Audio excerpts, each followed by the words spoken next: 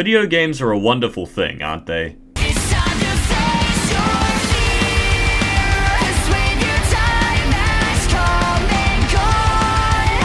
I'll be the one to carry on, and you can throw me to the wolves, 'cause I am undefeatable. Yes, they are. And what are the best kinds of video games? That's not a question I'm willing to answer. That would be a matter of personal preference, and I'm not about to speak for millions of people. But my own choice would be any game where you can pick up a big sword or a big gun and mow down dozens of enemies in seconds, creating a satisfying power fantasy for the player to experience.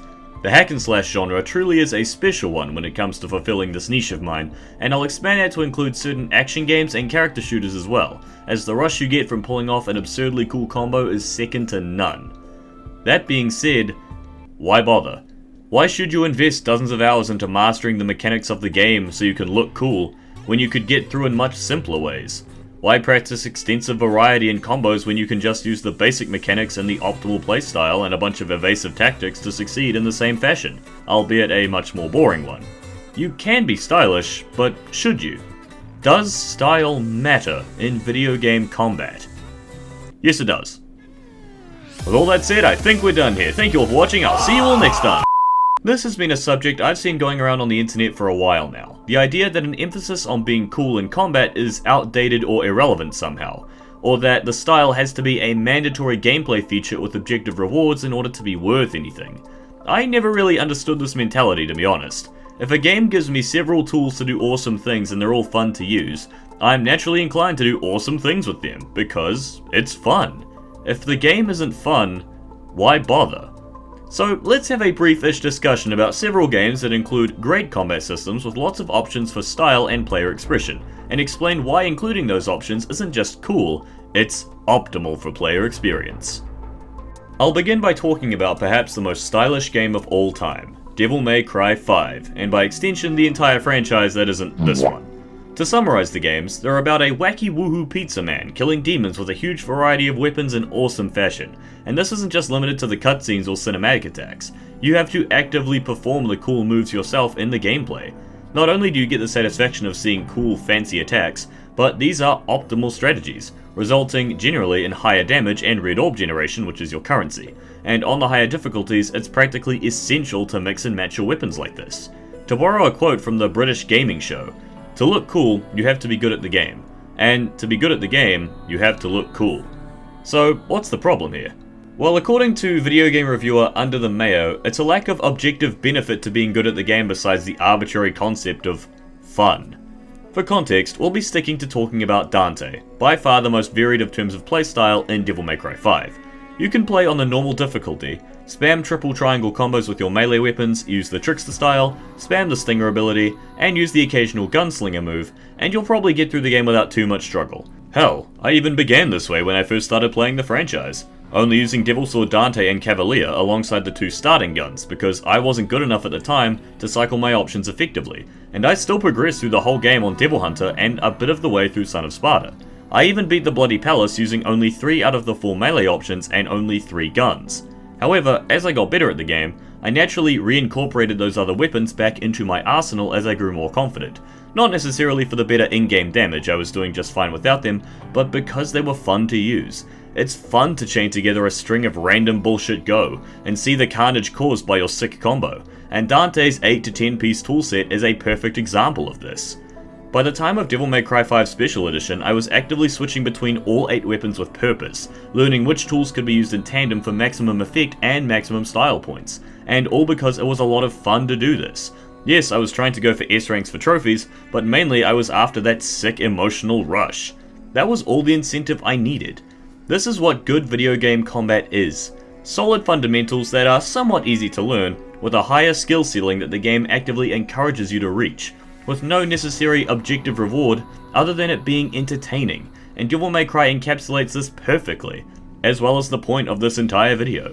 Style isn't just a gimmick, it's an entire mechanic in itself that adds another level to the enjoyment factor of a game. If it wasn't fun to use these options, why would anyone do it, seeing as it's not necessarily mandatory? Exploring that sensation in other games is the point of this video, and an excuse for me to rant about awesome games for 20 plus minutes. Now for a bit more of an unconventional example, a game that isn't a hack and slash yet has faced the same sort of shallow criticisms. A series very near and dear to my heart is the Batman Arkham series, and it's a series that has faced no shortage of criticism of its combat system. This is because, on paper, the combat system is very simple. In Batman Arkham Asylum, you attack with square, counter with triangle, stun with circle, and evade with double tapping X. And that's basically it, alongside 2 unlockable quickfire gadgets, the ground and pound move, and 2 special combo moves. It feels great to play and makes for a fairly solid combat loop even if it isn't the most in-depth combat system in the world. Every subsequent installment in the 4 main Arkham games introduce new enemy types and combat mechanics to diversify your combos. Beatdowns, aerial attacks, new quickfire gadgets and special moves, it's all awesome stuff, but you don't really have to use most of it. Let's break it down real quick.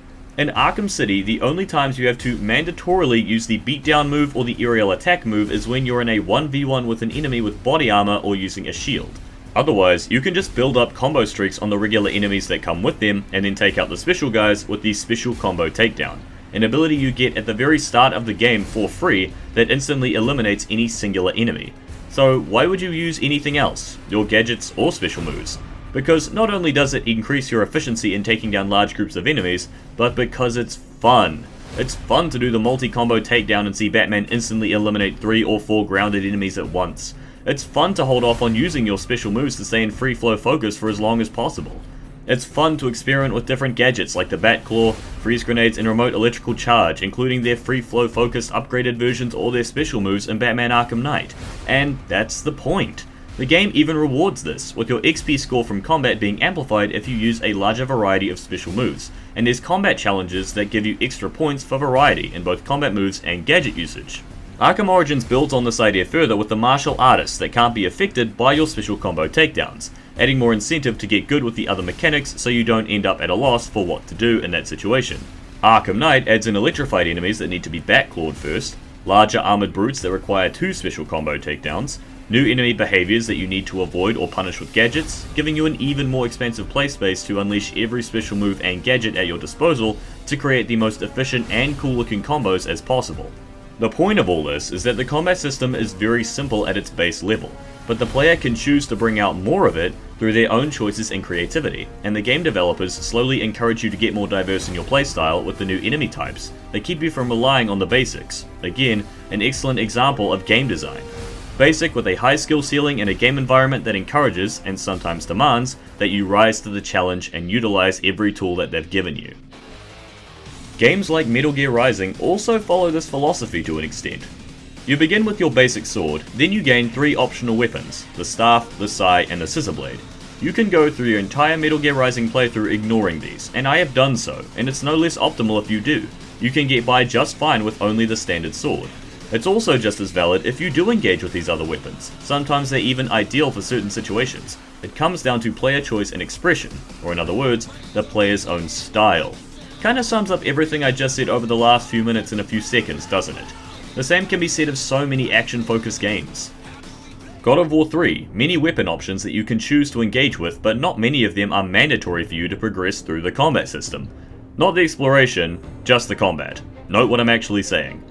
The other weapons, combat moves, and tools are just there so you can have fun in combat, to express how you personally inflict carnage in this game, and it's all very stylish.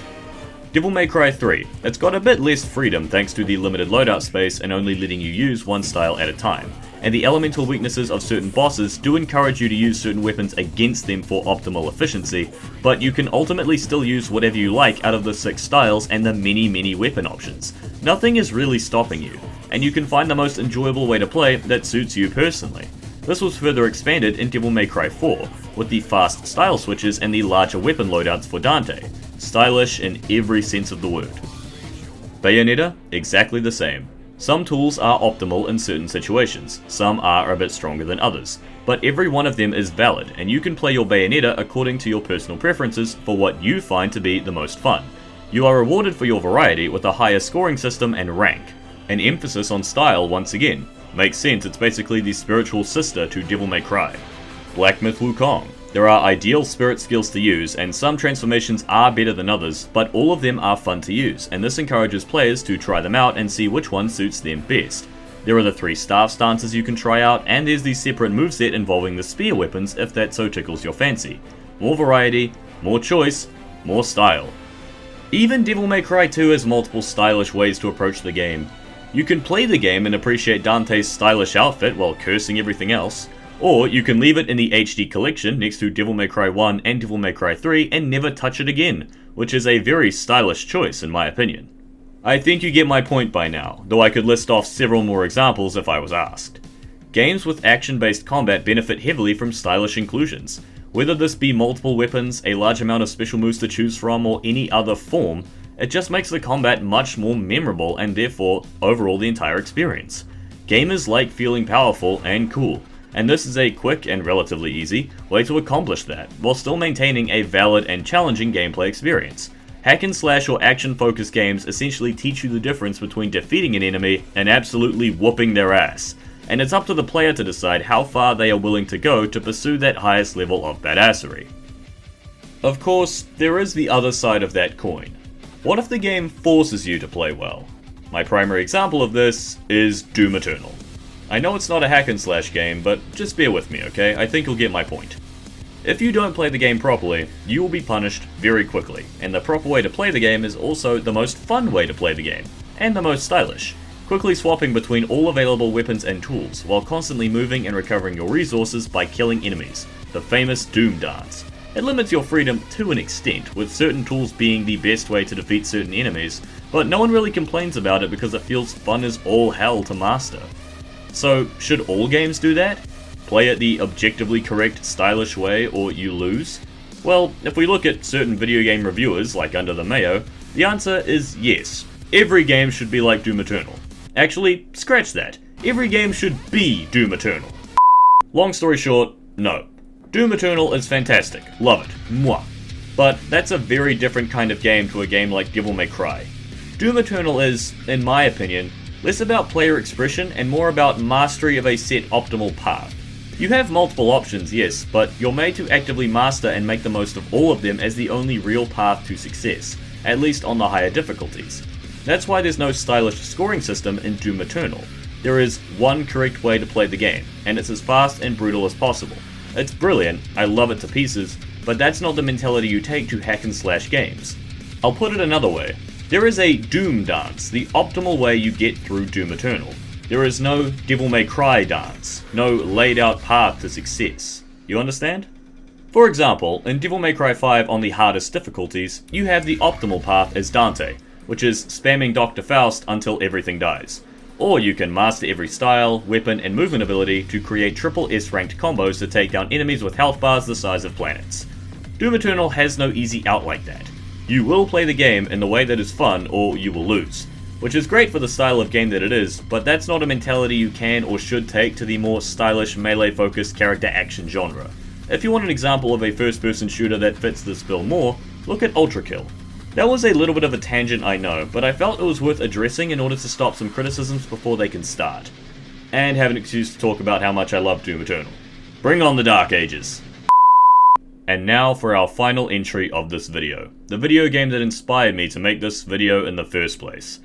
One of the biggest victims of this force me to have fun mentality in recent years that I've seen also happens to be my current favorite game of all time, Final Fantasy XVI. You could, hypothetically, play through the whole game just spamming the basic attack combo, and if you did, you'd probably hate this game.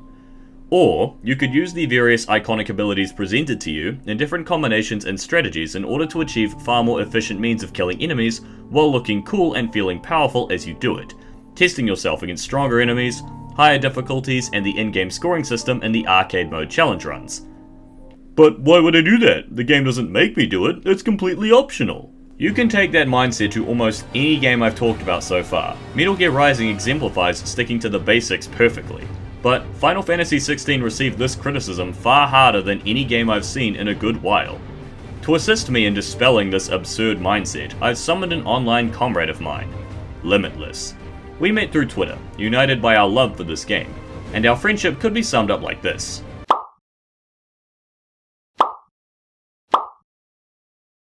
As Limitless is better than me at Final Fantasy XVI, and has also made several amazing combo videos, as well as a brilliant Final Fantasy XVI breakdown and Final Fantasy XVI combat guide on his own channel, I figured he was better suited than me to defend this game's combat, and explain why its focus on style and player expression elevates the combat system instead of bringing it down. Without further ado, let's hear what he has to say.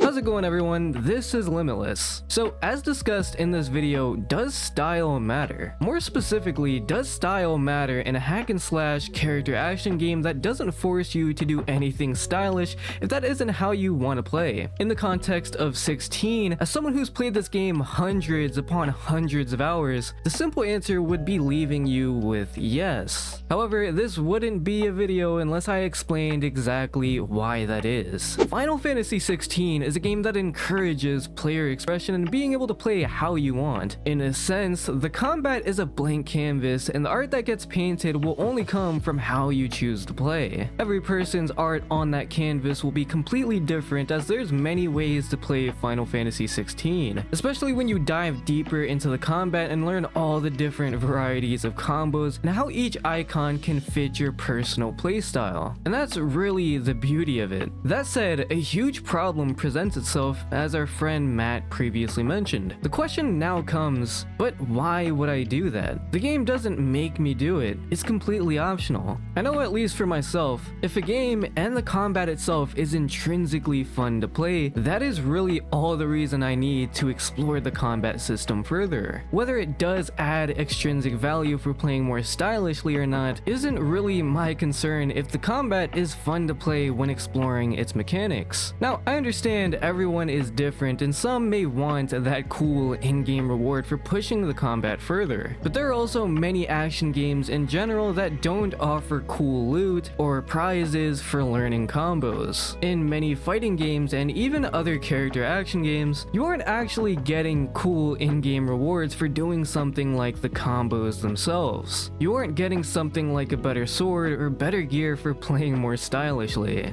Now, granted, in other action games you may earn a bit more money and a cool letter grade by achieving better combos. However, you could play through every stylish action game by simply playing optimally and still getting through the game just fine. Stylish combat and combos in a lot of these games that allow it is to show that you are skilled and enjoy the combat enough to get to that level. That is essentially the same thing Final Fantasy XVI is, but leans into player expression to the extremes by not funneling players into a specific style of play. And to find that balance between playing more stylish and optimal is where this type of combat shines. The most skilled players will make that balance between the two look seamless. As someone who regularly practices Final Fantasy XVI's combat, the skill ceiling is extremely high when it comes to learning combos. And in my experience, the value of performing them isn't just to be more stylish, but by playing more aggressively, chaining abilities together, learning to consistently parry to get bonus damage, you'll be able to stun lock enemies and kill them faster than you ever could had you just played in the most straightforward way by just spamming square and cooldown dumping the entire fight. Again, the most skilled players with this type of combat will make that balance between the two when it comes to stylish play and being optimal look extremely natural and efficient. And to be fair, I do acknowledge that a big reason why many choose to play in the most straightforward way that they can and not explore the combat further to achieve some of those gameplay benefits I mentioned previously is because of the lack of challenge, the lack of hard mode on the first playthrough. Not having Final Fantasy mode at the start of the game, I feel absolutely hurt many people's first experiences. And having played through Final Fantasy mode and Ultimaniac mode, these are definitely way better difficulties that lend itself better to being able to play more stylishly and explore the combat in a way that the base difficulties make that harder to do. Overall, the question I always ask myself with these games is, if they allow a whole slew of colors to choose from, then why would I limit myself to just the one if the intrinsic value of playing a character action game is to explore the combo potential and become more skilled while doing so? You know, at least for myself, when I get into a character action game, I expect to do stylish combos regardless of whether the game adds extrinsic value, rewards me for doing so. That is really why I buy these games in the first place.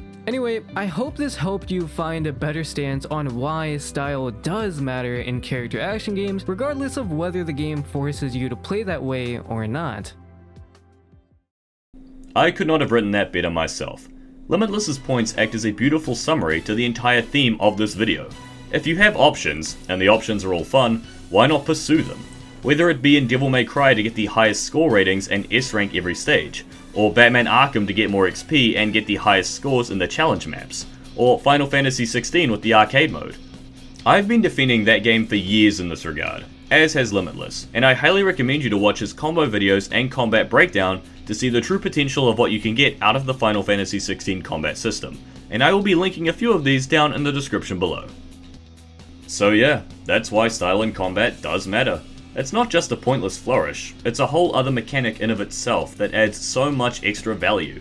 In games like these, you are an artist. The enemies are your canvas, the character is your brush, and the combat options are your paints. So why not create the most beautiful and colourful picture possible?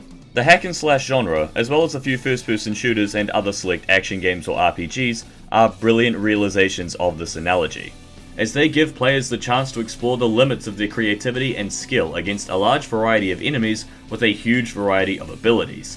It encourages replay value, not necessarily to earn trophies or in-game rewards, though those certainly help, but for the simple love of self-improvement and entertainment.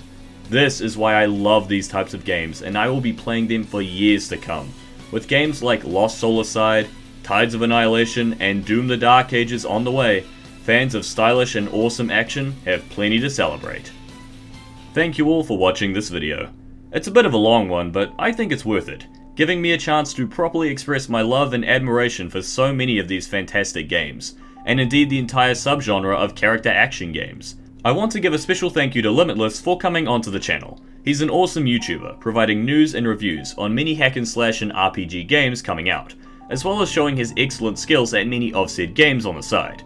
Yep, that's right. Be sure to subscribe to both MattTGM and myself, where you can find anything from JRPG and gaming news in general. And don't forget to follow me over on Twitter and Blue Sky, where we talk even more about the games that we love over there. Thank you for having me, and I hope you all enjoyed the video.